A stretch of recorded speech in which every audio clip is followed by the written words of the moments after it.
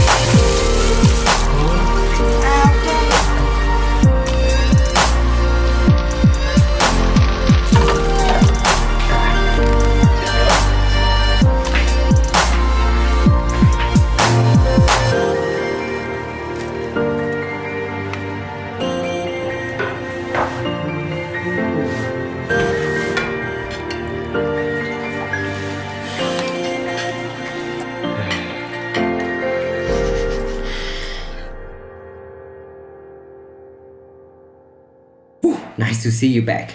That was a fantastic meal.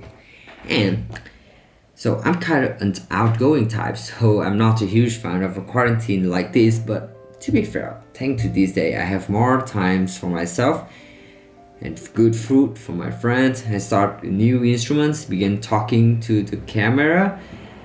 And anyway, this whole thing, the containment strategy, including the self-quarantine, the social distancing, this approach has been recommended by the World Health Organization and seems to be very effective to control this COVID-19 outbreak.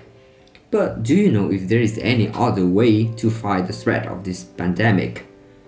First, there are several strategies to control the pandemic, and the main aims of the games is to restrict the spread, slowing it down to reduce the pressure on the healthcare system, by sometimes for the doctor to treat the infected people.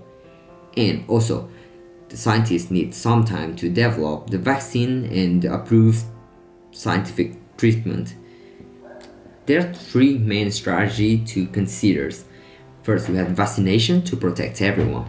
And currently, the vaccine for the COVID-19 still need to be developed. And I've heard that we're already in the trial phase, so let's hope it will be introduced soon. About how vaccine can help us develop the immunity can be here pretty interesting subject for the next video.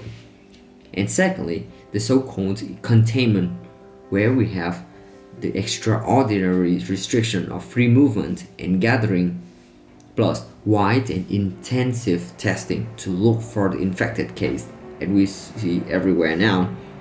And then we have a potentially effective strategy but also risky to approach this pandemic. This is the herd immunity.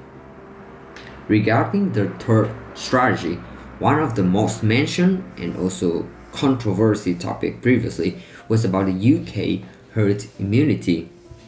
According to the ITV journalist Robert Patterson, the government strategy to minimize the impact of the COVID-19 is to allow the virus to pass through the entire population so that the people acquire the herd immunity, but at a much delayed speed. At the first sight, this seems like a very good strategy, but what exactly herd immunity, and can it be used to fight against COVID-19? Let's figure it out.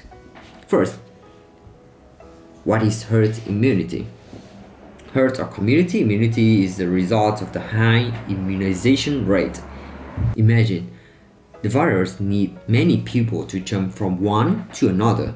And for example, when we have the new virus strain like the SARS coronavirus 2 here, because we have never met this virus before and we haven't developed the immunity against him, so it can easily infect one to another one and another one and become a widespread pandemic.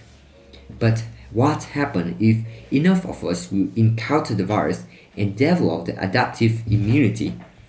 So when the virus jumps, it will be stopped by one's immune system. It will not be able to spread further. Without a widespread infection, the non-immunized population can be passively protected, and voila, no pandemic. Nice, isn't it? So let's talk first about the advantage.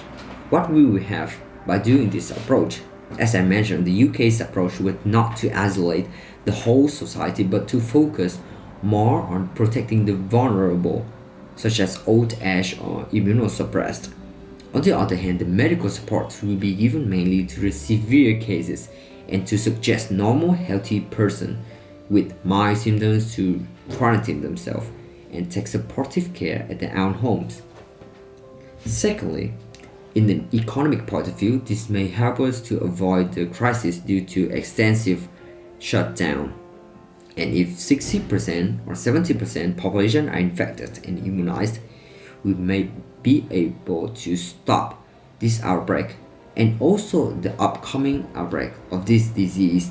The UK Chief Scientific Advisor, Sir Patrick Vallance, told the BBC that they have to plan ahead. Based on the previous epidemics, he said, if you suppress something very hard, when you release those measures, it bounces back and it's bounced back at the wrong times. So what are the risks and challenges by choosing this strategy? First, of course, we have to protect the vulnerable population, although no discussion is provided by the UK on how this will be done or for how long. And even if the best scenario happen, only the healthy population infected, the total fatality rates will also be around 0.5% or even higher, comparing to approximately 1.4 to 2.3% now. The number is much lower, but it also means that in this unlikely best case scenario, we would still be looking at more than 200,000 deaths and millions of severe cases. The math, again, raises the question, will the healthcare systems be put into much higher pressure and its damage to the economics will also need to be considered. And if the movement is not restricted, the cross-infection are not only happen in the British but also with other countries. And how do we make sure that the infected people will not have the reinfection? As the antibodies which provide us with the immunity can stay in our body for a specific amount of time, and how long will it last? As you can see, these things should be considered carefully before applying this herd immunity approach in order to avoid the unwanted consequences. So above are my thoughts and questions about the strategy to suppress the COVID-19 outbreak. So what do you think about this problem? Would you help us to answer this question? And what else you want to add? Feel free to share your thoughts, your idea in the comment section below. See you in my next vlog. Have a nice day.